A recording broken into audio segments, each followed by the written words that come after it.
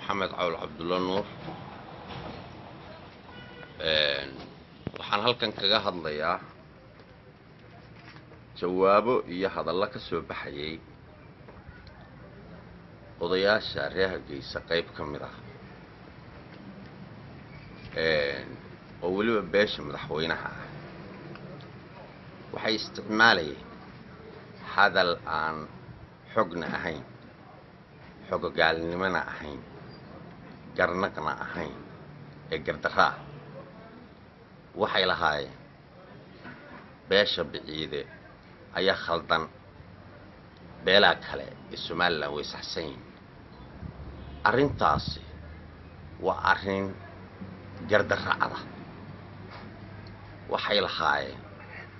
waxa la socda oo ku taageersan gardarada oo aan waxba ka qabalayn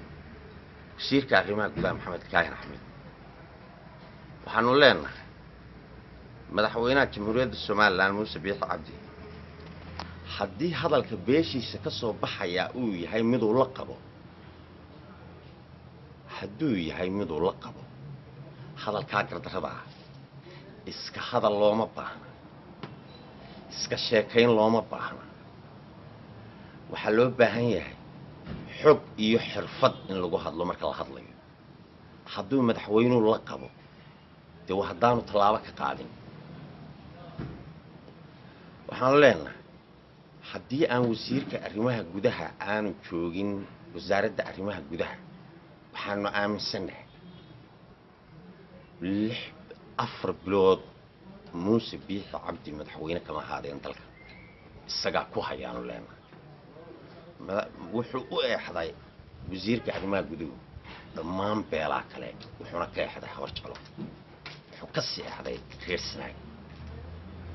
waxaan leenahay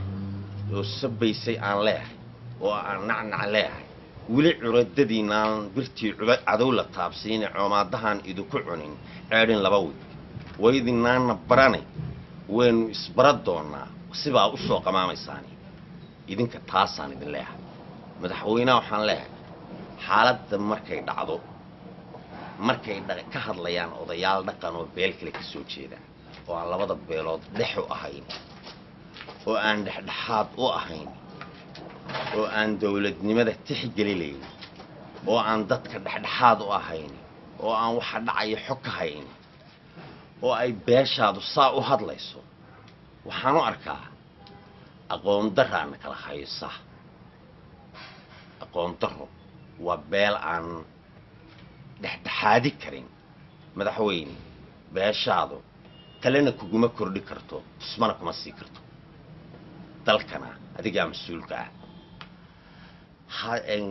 maantana dadka halkaas wax ka dhexdhaceen ee walaalaha uma baahna nin u kala eexda waxay u baahan yihiin nin hadalkooda seef cadaaliya ku kala jira waxaan leenahay habar walay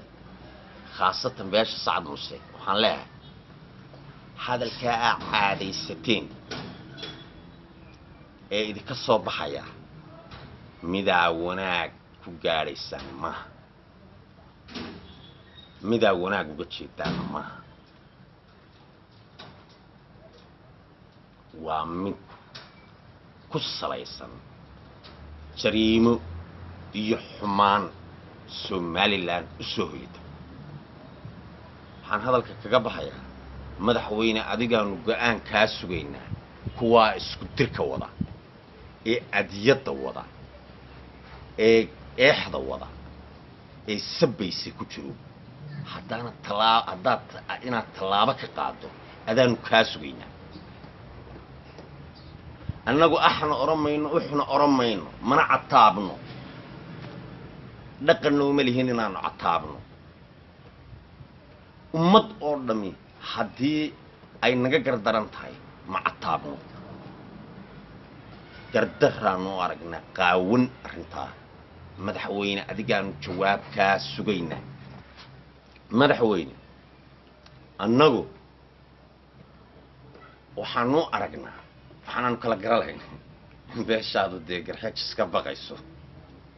وحبريون اسكبغيسو هي عند لوغا كلا جرتو إلا نعن عن هذا الكيس وارقنا محمد كاهن وحن لنا وحن محمد كاهن لها وزير كاريمها قدها سومالي لان تلابوينكي دور مالين وسير دور وانتو صالو سوق هذا لها وسير دور وحو لاي وكل لاي مقالة هرقيسة عرب محمد كاهن عيلف وين وحو كل لاي حبرت شعلو بعيدة وامحي وحا لقا ربا محمد كاهن وسميلها وحا لقا الدونية ايو ضياعي هدو تلكي لاي وحكم كينا كساري حبضنا لدعي isagoo wanaag Soomaaliland raba waa maxay waxa kale laga sii doonaya Maxamed Kaahina laga rabaa